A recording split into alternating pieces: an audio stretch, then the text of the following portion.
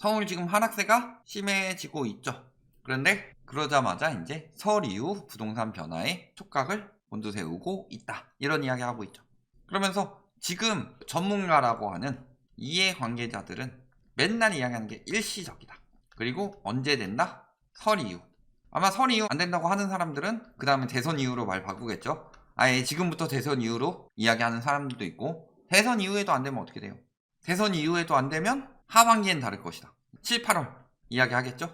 전세 가격 올라갈 것이다. 그래도 안 되면 내년엔 다를 것이다. 이런 식으로 계속 미룬다. 이게 글로벌 금융위기 때 했던 이야기들이에요. 그리고 집값 떨어질 때 잠잠하다가 집값 올라가서 그때 이상으로 올랐을 때 이제 또 다시 신나서 슬슬 기어 나와가지고 이야기하죠. 더 오를 것이다. 그러면서 대선 이후 다시 오른다. 이런 이야기를 하고 있죠. 대표적으로 이인간, 이땡형 이런 사람들. 그러면서 보면은 심교수형은 거시경제 위기가 오지 않는 한 집값이 폭락하기는 어렵겠지만 지금 거시경제 위기가 이미 왔어요. 정신 나간 소리들 하고 있어. 한동안 보합 또는 조정 장세가 이어질 것이다. 그 다음에 여기도 예상외로 금리 인상이 빠르게 이루어지면서 심리에 큰 영향을 미치고 있고, 적어도 대선 전까진 지금 보면은 요 3명 중에서 거의 처음 보는 이름이죠. 많이 보이지 않던 이름이죠. 요 사람들 최근엔 안 보이죠. 왜? 오른다고 이야기 안 하니까. 그러니까 하락 정상화를 이야기하는 사람들이랑 상승, 거품을 이야기하는 사람들 보면은 이 사람들은 늘 나오고 이 사람들은 언제 나오느냐? VS 모드 할 때 나온다. 그래서 하락 이야기도 있고 상승 이야기도 있다. 이럴 때는 이 사람들의 이야기 나오는데 보통은 안 나오죠. 예를 들어서 2020년 많이 이야기했던 사람 중에 한 명이 양모 전문가는 20년에는 집값 오른다고 하니까 맨날 기사마다 나오다가 21년 돼서 올해는 좀 떨어질 것 같다라고 하니까 21년에는 기사에서 거의 나오지 않더라. 그리고 이제 슬슬 이분도 하반기 들어가면서 말 바꾸기 시작하니까 잘 안 나오다가 이런 데나 가끔 나오죠. 근데 이런 사람들 맨날 나오죠. 오히려 이 사람들보다 더 많이 나오는 사람이 권, 이형, 심형 이런 사람들 요즘 계속 나오죠. 올라간다고 해주니까. 자, 그러면서 지금 집값 급등의 서울 소형 아파트 거래 60제곱미터 이하 최대다. 여태까지 뭐라고 그랬어요? 언론에서. 자, 첫 번째, 인구 감소하니까 뭐라고 그랬어요? 가구 수는 증가한다. 가구 수 증가하는 이유가 뭐예요? 1인 가구 증가 때문에. 1인 가구 증가하니까 소형이 뜰 것이다. 니들이 이렇게 부추겼죠.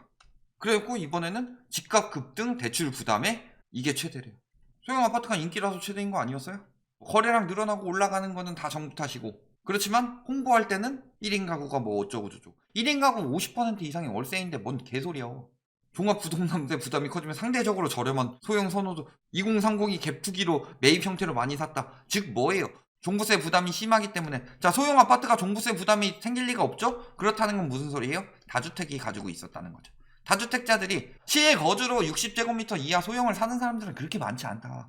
평생 혼자 사실 분들은 사시겠지만 보통은 왜 84가 국민 평형이냐? 자녀 한 2명 정도 생각하고 계산을 했을 때 그래도 84 정도는 살아야지 거주지가 괜찮다 싶으니까 84가 국민 평형이 된 거죠. 그렇다는 건 뭐예요? 1인 가구는 늘죠? 1인 가구가 늘어서 다주택 투기꾼들이 1인 가구를 노리면 1인 가구는 증가하고 있으니까 당연히 수요가 많죠. 무슨 수요가? 임차 수요가. 그래서 다주택으로 매입을 했는데 종부세 부담이 커져요. 그러니까 2030 자녀들에게 갭투기 형태로 증여성 거래를 넘긴 거다. 왜 혼인율이 줄고 출산율이 줄었냐? 결혼하고 가정을 못 만들 것 같으니까. 그런 사람들은 가장 큰 이유가 뭐냐? 집값. 그런데 저 집을 사서 결혼하고 가정을 만든다고요? 내 집 마련 용도로 산 건 아니죠. 그리고 매매가격 지수는, 전세가격 지수는 떨어지고 있다. 지금 전세 보합세로 들어왔고 지수상 보합세로 들어왔죠. 그리고 매매는 이미 하락세로 바뀌었죠. 실거래 가격 지수는 11월에 마이너스 찍은 지 오래다. 12월엔 더 떨어질 거고. 거래 절벽에도 외지인 서울 아파트 투자 지속. 늘 이야기하는 게 그놈의 퍼센트. 급감했던 지난해 하반기에는 오히려 매수 비중이 오르기도 했다. 거래량이 늘면서 현지인이랑 외지인이 같이 늘어난다. 이거라면은 투자가 지속된다라고 말할 수 있지만 거래량이 감소하면서 현지인이 더 많이 줄고 외지인이 조금 줄었다. 이런 상황이죠. 그렇다는 건 무슨 소리예요? 현지인들은 거기 거주하니까 여기 아파트의 가치가 거품이더라도 공포 수요가 되는 사람도 있는 반면에 도저히 이 가격은 진짜 말이 안 된다라는 걸 외지인보다 더 빨리 느끼게 되죠. 그러니까 예를 들어서 2018년 말에 PD수첩 나왔듯이 바 머시기가 광주랑 대전이랑 막 이런 데 유도했을 때 확 오른 다음에 외지인들한테 팔아넘기고서 그 다음에 툭 떨어졌죠. 즉 뭐예요? 진짜 실수요들은 안 사고 외지인들 뭐예요?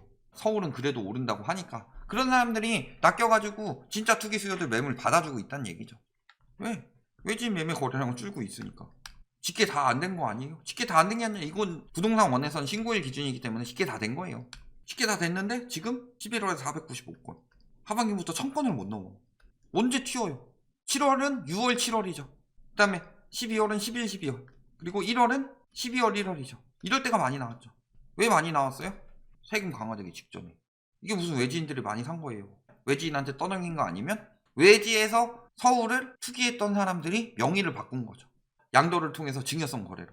그러면서 갭투기로 넘긴다든가 이런 식으로 하면은 부담부 증여 되니까 증여세도 조금 나오고. 하지만 매매 수급 동향은 계속 떨어지고 있죠. 1년 만에 거래가 90% 줄었어요. 팔이 날리는 서울 부동산. 언론에서 뭐라 그랬어요?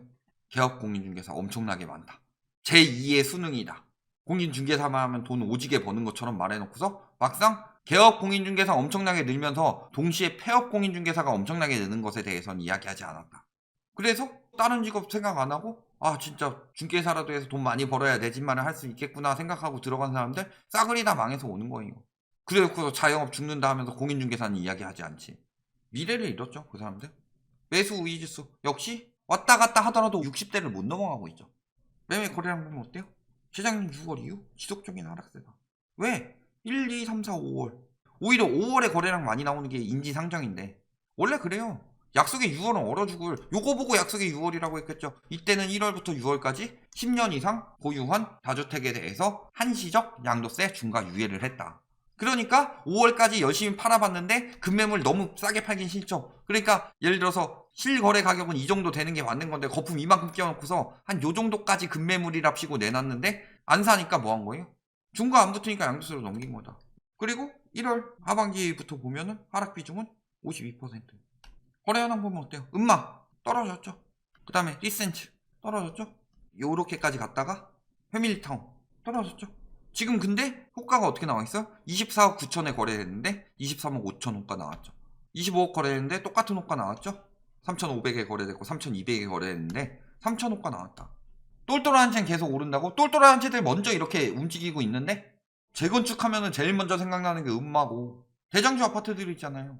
당연히 여기는 재건축이니까 벌어질 수밖에 없다라고 치더라도 여기는 재건축도 아니죠. 재건축도 아닌 데는 전세 가격 올라가야 되는데 올라가긴 갭만 계속 벌어지고 있구만. 자, DH 개포 29억 5천까지 했다가 20억 8천 31억까지 갔었죠. 여기는 요거 빼고는 호가가 비싸니까 안 팔리고 있죠. 그래서 11월 이후 떨어지는 거래들만 되고 호가 이렇게 내는 건 안 팔리고 있는 거죠. 그러니까 거래가 11월에 3건 이렇게 3건 되고 한 건 한 건씩밖에 안 되는 거다. 광진구, 광장, 현대 요거는 특수 거래일 가능성이 있어 보이죠. 그렇다고 하더라도 고가는 요때 찍었는데 조금씩 떨어지고 있는 분위기였죠. 웬일로 요거를 표시해주는지 모르겠어요. 이거보다 더 조금 떨어져도 표시 안 한 거 많았는데 도봉 여기도 뭐 10억 3천 거래됐지만 12억 4천까지 찍었던 데죠. 자, 오히려 광진구, 도봉구 이런 데서 호가 절대 안 낮추죠. 그래서 이렇게 줄어들고 있고 이런 데는 오히려 매매는 전세든 월세든 늘고 있죠. 전세 지금 조금 줄었고 월세 조금 줄었는데 요만큼 늘어난 거에 비하면 늘어난 게 이게 연초부터가 아니라 9월 21일부터 요때를 왜 기준으로 잡느냐? 허위매물 과태료 9월 21일부터 부과되기 시작했죠. 8월 21일부터 시작하고 한 달간 유예기간 줘서 9월 21일부터 봤을 때 매매는 그래도 들락날락 했는데 전세 월세는 꾸준히 올라가던 추세였다. 그래서 매물 쌓이고 있죠. 당연히 매도자가 많고 매수자가 적다. 즉 수요가 감소했다. 아까 권 교수형 뭐라 그랬어요? 수요가 줄거나 공급이 늘어야 집값이 떨어진다고 했는데 심리지수가 떨어지고 거래량이 떨어지고 매물이 늘어요? 요 외에 수요가 준다는 걸 어떤 데이터로 나타낼 수 있어요? 도대체? 가구수 감소요? 가구수 20년에 가장 많이 늘었죠. 20년에 왜 가장 많이 늘었을까요? 617, 710 나왔으니까 가구 분화하고 1가구 4주택을 아유 보유세 폭탄 맞겠네 해서 4가구 4주택으로 바꾸는 거잖아요. 20년부터 인구 감소하기 시작했는데 가구수가 왜 늘어나요 갑자기? 집 사기 힘들어서 나가있던 사람들마저 전세가 월세가 올라가가지고 다시 부모 품으로 돌아가는 세상인데 왜 갑자기 가구수가 급격하게 불어나요? 세금 줄이려고 가구수 불리는 거 아니에요. 가구수 불린다고 해서 거주하는 사람 늘어요? 이 4가구가 다 한 집에 살고 있는데 부모, 자녀 이렇게 4가구가 1가구 4주택으로 한 가구에 살고 있다가 세금 분화하려고 한 명은 실거주고 나머지 3명은 집주인 바꿔가지고 갭투기한 형식으로 들어가게 된 건데 그러면은 수요가 늘어난 거예요? 진짜 수요가 늘어나는 건 실수요가 늘어나야 되는 거죠. 매매 말고 전세 월세는 실수요가 늘어나야 늘어나는 거다. 그런데 전세 월세 매물이 계속 늘어나고 있다는 건 실수요가 그만큼 받쳐주지 않는다는 얘기예요. 근데 매매는 왜 늘었다 줄었다 하느냐? 매매는 실수요 플러스 투기 수요가 같이 들어가니까. 그렇다는 건 수요가 늘기 위해서는 매매 수요를 이야기하고 싶다. 그렇다면 투기 수요가 늘어나든가 공포 수요가 늘어나든가. 왜냐면은 실수요는 안 늘어나고 있으니까. 그러면 투기 수요 늘어나든 공포 수요 늘어나든 해야 되는데 투기 수요가 늘어날 수 있냐? 니들이 말한 대로 거래세를 강화시켜가지고 투기 수요가 늘어날 수가 없어요. 그러니까 계속 공포 수요만 붙들고 늘어지면서 수요가 아직 안 줄었다 라고 말하면서 저 수요가 들어오도록 만드는 거지. 수요가 안 줄었다가 아니라 내가 이 말을 믿고 너네가 들어오면 수요가 안 줄어드는 거야. 이 얘기 하고 있는 거잖아요 지금. 그게 무슨 분석가고 무슨 전문가고 무슨 교수예요. 청약시장 역시 이상기류 생기고 있죠. 니들이 말한 대로 공급 부족 이야기하려면 공급은 역대급이죠. 분양으로 따지자면. 이때 분양 적다고 집값 오른다고 하더니 지금 입주 적다고 집값 오른대요. 말 같지도 않은 소리들 하고 있는 거지. 내년엔 분양도 입주도 많을 건데 어쩔 건데 그럼. 인구는 계속 빠지고 있는데 수요가 늘어나고 있다는 게 말이 되냐. 인천, 경기도로 다 빠졌어요. 특히 인천, 경기도, 강원도 이렇게 빠지는 이유가 뭐냐. 가장 큰 이유는 뭐 때문이에요. 집값 올려놨으니까. 버티지 못하는 거지. 집값만 올린 게 아니라 전월세까지 같이 올려버리니까. 근데 회색 코뿔소. 부동산 시장에서는 회색 코뿔소를 낮게 보는 전문가들이 많았다. 전문가들이 많은 게 아니라 그런 전문가들만 골라서 이야기를 한 거지. 그러면서 완만한 금리 인상 완만해요? 과잉 유동성 지금 과잉 유동성 같아요? 계속 줄고 있는데 유동성이 입주 물량 감소. 그러면서 남유럽 재정위기와 보금자리 주택 공급 폭탄으로 떨어졌대요. 입주량 들고 와봐. 진짜 MB정부에서 공급량 늘어가지고 집값 잡았다는 인간들은 뚝배기를 깨버려야 돼요. 어디서 구라질이야. 입주량 들고 와봐 니들이. 인허가 착공 준공 다 감소했는데. 그러면서 아파트값 떨어지면 30대 신불자 속추 우려도 다 니들한테 낚여서 신불자 속추 우려됐는데 인제 와서 병 주고 약 주고 하는 거 뭐예요. 결론 심리 감소, 거래량 감소, 그리고 매물 증가. 자, 매물 증가에는 크게 두 가지가 있습니다. 첫 번째는 세금 부담이고 두 번째는 안 팔려서 매물이 적체되는 경우죠. 그래서 세금 부담 때는 늘었다 줄어요. 그래서 항상 보면은 그 한 38,000에서 한 42,000 정도 왔다 갔다 하는데 평소 때. 그러다가 양도세 뭐 1월부터 강화된다 그러면은 12월에 확 늘었다가 슬 줄죠. 그리고 6월부터 또 강화된다 이렇게 되는데 올해 1월부터 늘어난 거 없는데 계속 이렇게 늘어나죠. 이게 지금 이때는 늘었다가 다시 줄어들지만 그냥 매물 적체가 되고 수요가 안 사서 하는 경우는 늘기만 한다. 그게 지금 상황이에요. 이게 수요가 없다는 뜻이고 권 교수 형님이 말씀하신 것처럼 수요가 줄거나 공급이 늘어야 되는데 문제는 공급은 인위적으로 지금 당장 늘릴 수가 없죠. 그러니까 수요가 줄어들 때 집값이 떨어지는 거죠. 근데 수요가 줄었다. 앞으로 더 줄어들 수밖에 없고. 여기까지 말씀드리겠습니다.